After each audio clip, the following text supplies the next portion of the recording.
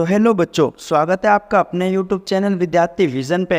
मैं जिसान अहमद आज आपको कराने वाला हूँ समाज शास्त्र का दूसरा चैप्टर बच्चों, सांस्कृतिक परिवर्तन के बारे में। पहले मैंने आपको बच्चों पहला पार्ट एक बच्चों मैंने करा दिया, उसमें हमने पढ़ा था बच्चों संरचनात्मक परिवर्तन के बारे में। आज हम पढ़ेंगे बच्चों किसके, सांस्कृतिक परिवर्तन के बारे में पढ़ने वाले हैं बच्चों। आज मैं आपको बच्चों इस चैप्टर में बच्चों संस्कृति के बारे में बताने वाला हूँ। साथ ही साथ में बच्चों हम कई सारी चीज़ें पढ़ेंगे, समाज सुधार आंदोलन के बारे में भी पढ़ने वाले हैं बच्चों। तो इस वीडियो को देखने के लिए अंत तक बच्चों आप हमारे साथ बने रहें। तो जैसा कि बच्चों मैंने बताया आपको कि इस अध्याय में हम क्या क्या जानेंगे, 19वीं और 20वीं शताब्दी में प्रारंभ हुए जो सामाजिक सुधार आंदोलन है उनके बारे में पढ़ेंगे बच्चों।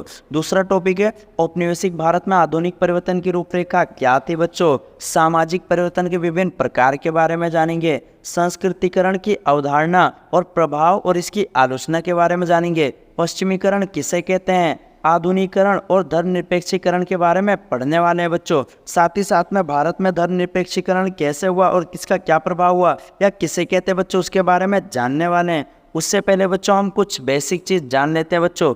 जैसा कि मैंने बताया बच्चों, आपके चैप्टर का नाम क्या है बच्चों, सांस्कृतिक परिवर्तन, जो कि किससे निकला है बच्चों, संस्कृति से निकला है। किससे निकला है बच्चों, संस्कृति। तो संस्कृति का मतलब क्या होता है बच्चों, कल्चर।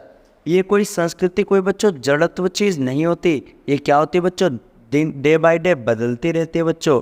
क्योंकि हमारे वहाँ पे बच्चों औपनिवेशिक काल था, अंग्रेज अपने साथ नवीन प्रक्रियाएं लाए थे बच्चों, इसलिए हमारी संस्कृति आज कैसी हो रही है बच्चों, मिश्रित संस्कृति जैसे हो रही है बच्चों। तो संस्कृति बच्चों दो शब्दों से मिलकर बना है, उसका नाम क्या है बच्चों, सम प्लस में कृति। तो दो शब्द से बना है क्या बच्चों, संस्कृति, सम प्लस में कृति। अगर पूछे बच्चों तो संस्कृति के अंतर्गत दो चीज़ें हम देखते हैं, एक होता है संस्कृति का भौतिक पक्ष, क्या होता है बच्चों, भौतिक पक्ष, और एक होता है अभौतिक पक्ष, अभौतिक पक्ष।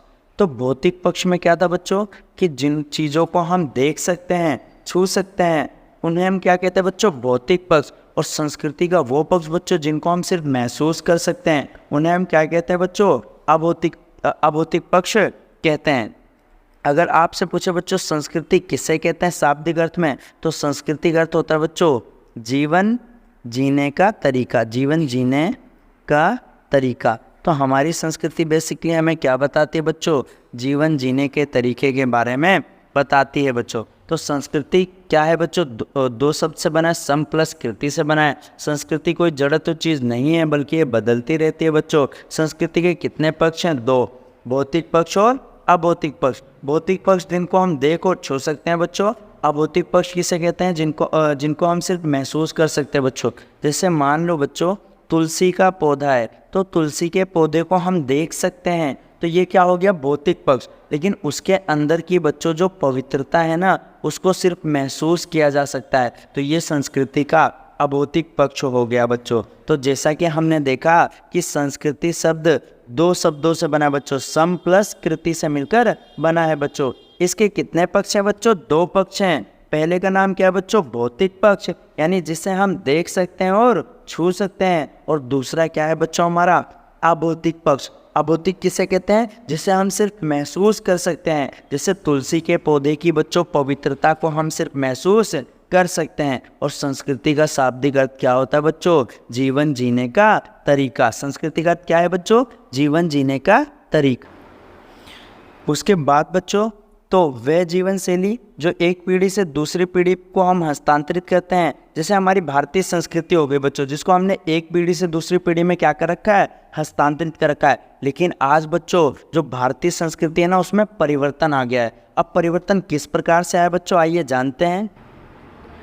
तो जैसा कि आपको बच्चों पता है कि हमारे वहाँ क्या आया था, उपनिवेशवाद आया, उपनिवेशवाद आया।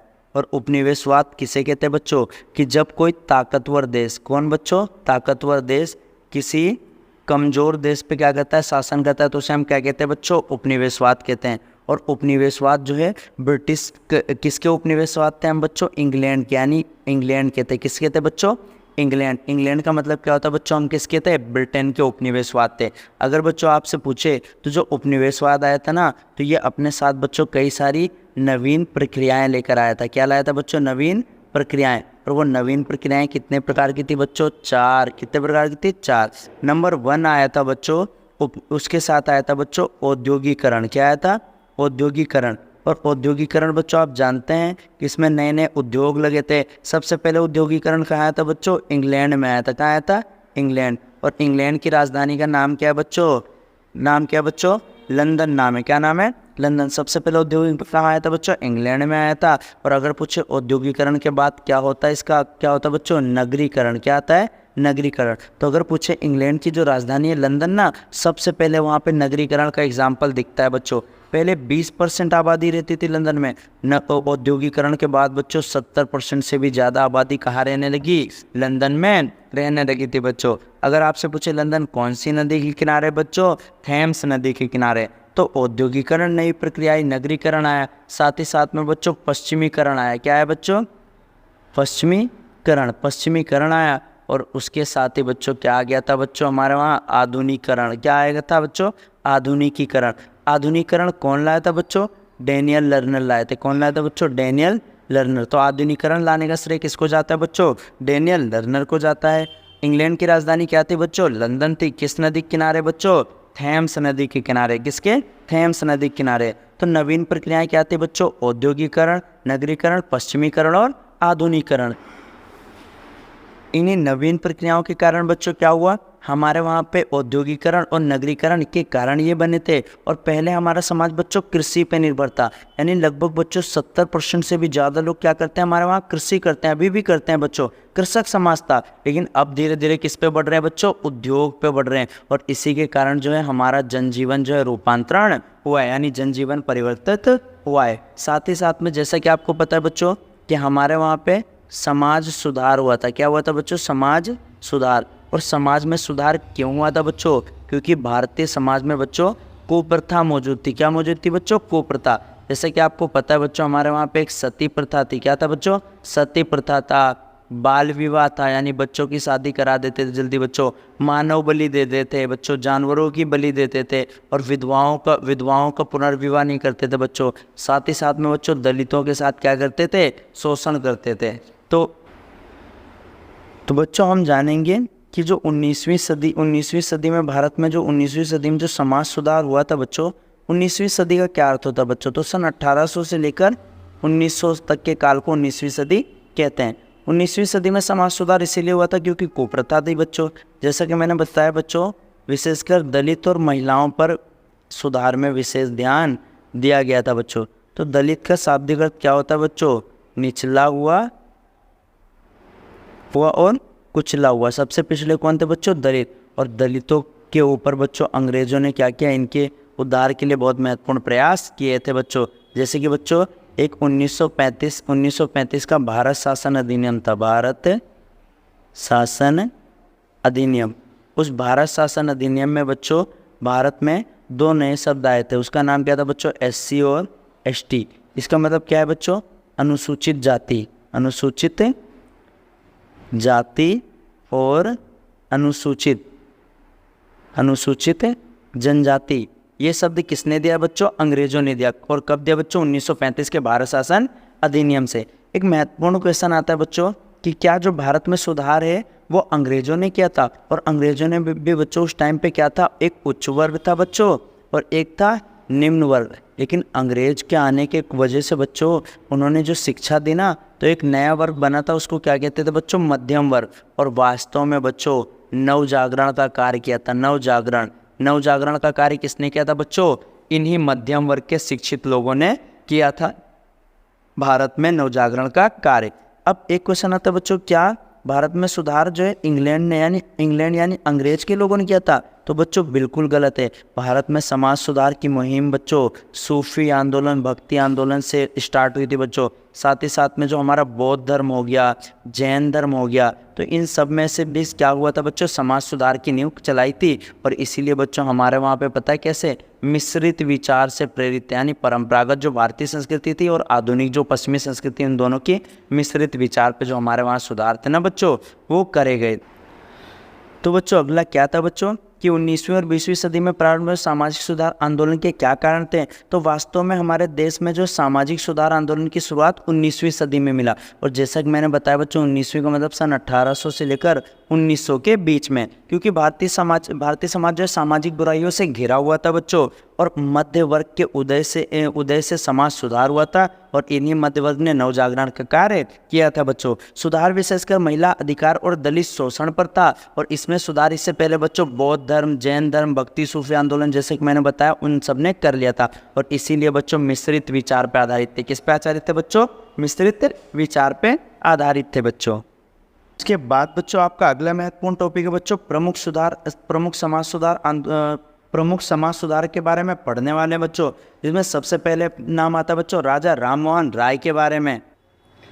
आइए बच्चों जानते हैं राजा राममोहन राय के बारे में अच्छे से। तो बच्चों राजा राममोहन राय को राजा की उपाधि थी ना बच्चों, वो किसने दिया था बच्चों? अकबर द्वितीय ने दिया था, अकबर सेकंड ने दिया था। किसने दिया था बच्चों? अकबर सेकंड ने दिया था। और राजा राममोहन राय को ही बच्चों भारतीय नवजागरण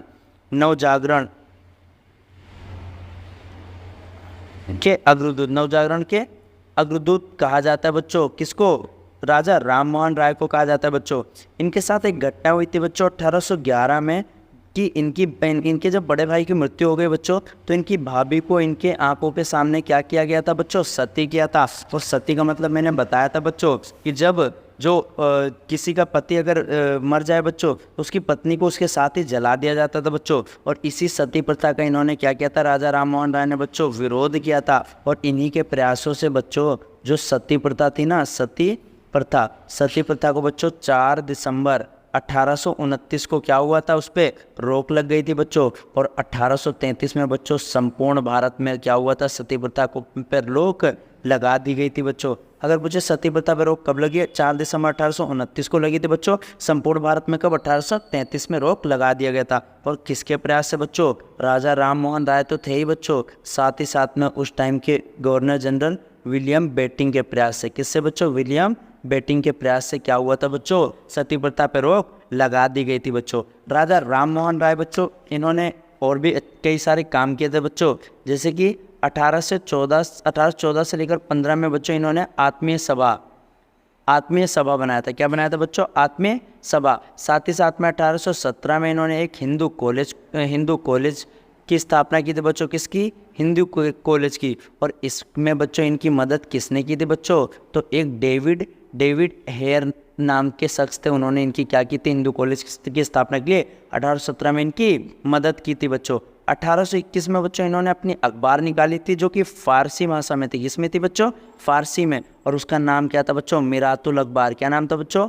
मिरातुल अखबार। फारसी भाषा में। किसमें थी बच्चों? फारसी भाषा में थी। और साथ ही साथ में दूसरी एक बंगाली में निकाली थी बच्चों, उनका नाम क्या था? संवाद कौमुदी। 1825 में इन्होंने वेदांत कॉलेज की स्थापना की। क्या नाम था बच्चों? वेदांत कॉलेज। और सबसे महत्वपूर्ण बच्चों, जो हमारे लिए महत्वपूर्ण है बच्चों, सिर्फ 2, एक सती प्रथा के बारे में और एक 1828 में बच्चों ब्रह्म समाज की स्थापना की। किसकी थी बच्चों?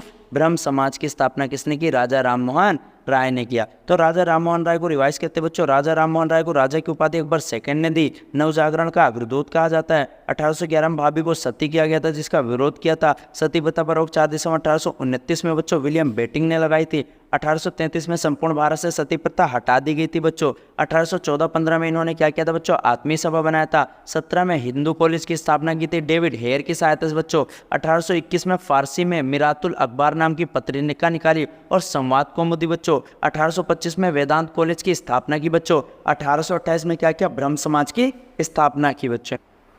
आइए बच्चों अब नोट्स में पढ़ लेते हैं एक बार इसको। तो राजा राममोहन राय को बच्चों अकबर द्वितीय ने राजा की उपाधि दी थी।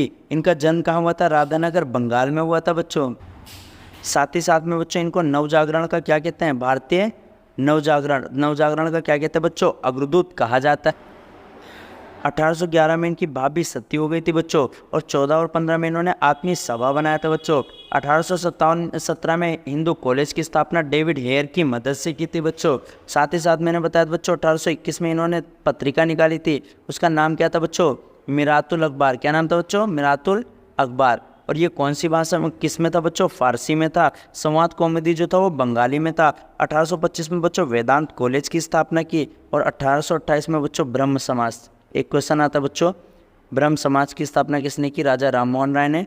कब किया बच्चों, 1828 में किया था। सती प्रथा पर रोक 4 दिसंबर 1829 में रोक लगी थी बच्चों। विलियम बेटिंग के प्रयासों के द्वारा धारा 17 के द्वारा इसको हटा दिया गया। 1833 में बच्चों संपूर्ण भारत में सती प्रथा बंद हो गई थी बच्चों।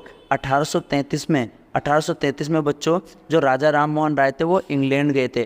और इंग्लैंड क्यों गए थे बच्चों, जो अकबर सेकंड था ना, अकबर द्वितीय की पेंशन को बढ़वाने के लिए गए थे बच्चों, और वहीं पे इनकी क्या हो जाती है बच्चों, मृत्यु हो जाती है। तो इंग्लैंड के बच्चों ब्रिस्टल में राजा राम मोहन राय की क्या हो जाती है बच्चों, मृत्यु हो जाती है। तो ये पहले समाज सुधारक थे कौन, राजा राम मोहन राय। उसके बाद आते बच्चों स्वामी दयानंद सरस्वती। तो जो स्वामी दयानंद सरस्वती का जन्म कहाँ हुआ था बच्चों, गुजरात में हुआ था, 1824 में हुआ था। और इन्होंने ही आर्य समाज की स्थापना की। आर्य समाज की स्थापना किसने की, स्वामी दयानंद सरस्वती ने किया था। इसका उद्देश्य क्या था बच्चों, हिंदू धर्म को दोबारा पुनर्जीवित करना और जो अंतरजातीय विवाह से प्रतिबंध को हटाना था बच्चों। साथ ही साथ में इनके गुरु का नाम क्या था बच्चों, पूर्णानंद महाराज और विरजानंद महाराज नाम था। इनका एक नारा था बच्चों, वेदों की ओर लौटो। और साथ ही साथ में सुखदी आंदोलन के प्रमुख कौन थे बच्चों, स्वामी दयानंद सरस्वती थे। तो जैसा कि आपने देखा बच्चों, हमने किसके बारे में पढ़ा, स्वामी दयानंद सरस्वती के बारे में। किसके बारे में पढ़ा बच्चों, स्वामी दयानंद सरस्वती के बारे में पढ़ा। इनका जन्म कहाँ पर हुआ था बच्चों, जैसा कि मैंने बताया था गुजरात में हुआ है। और कब हुआ था, 1824 में हुआ था बच्चों। स्वामी दयानंद सरस्वती की मुख्य बात क्या है बच्चों, इन्होंने आर्य समाज की क्या किया था, स्थापना किया था। आर्य समाज का मुख्य मकसद क्या था बच्चों, हिंदू धर्म को पुनर्जीवित करना। इनका एक नारा था बच्चों, और नारा क्या था बच्चों, वेदों की ओर लौटो। क्या नारा था बच्चों, वेदों की ओर लोटो। वेदों की ओर लोटो इनका क्या था, प्रमुख नारा था। इन्होंने बच्चों एक ग्रंथ लिखा था, उसका नाम क्या था बच्चों, सत्यार्थ प्रकाश। क्या नाम था बच्चों, सत्यार्थ प्रकाश, जो कि इन्होंने 1874 में लिखा। कब लिखा, 1874 में लिखा बच्चों। तीसरे प्रमुख समाज सुधारक है बच्चों हमारे सर सैयद अहमद खान। कौन है बच्चों, सर सैयद अहमद खान। और इन्होंने कौन सा आंदोलन किया था बच्चों, अहमदिया आंदोलन। कौन सा किया था, अहमदिया आंदोलन किया इन्होंने। कौन सा आंदोलन किया बच्चों, अहमदिया आंदोलन। और इनका मेन मकसद था बच्चों कुरान में क्या, कुरान की पुनर्व्याख्या करना। और साथ ही साथ में जो है मुस्लिम धर्म में सुधार करने का काम किसका था बच्चों, सर सैयद अहमद खान। तो बच्चों तीसरे समाज सुधारक कौन थे बच्चों, हमारे सर सैयद अहमद खान है। इन्होंने कुरान की पुनर्व्याख्या की थी बच्चों। ये पश्चिमी विचारधारा की अच्छाइयों को ग्रहण करना चाहते थे, और इन्होंने अहमदिया आंदोलन चलाया था बच्चों। साथ ही साथ में क्या हुआ, महिलाओं के अधिकार के प्रमुख प्रवर्तक थे बच्चों। उसके बाद आते बच्चों अगले समाज सुधारक रनाडे। रनाडे ने 2 कृतियाँ लिखी थी बच्चों।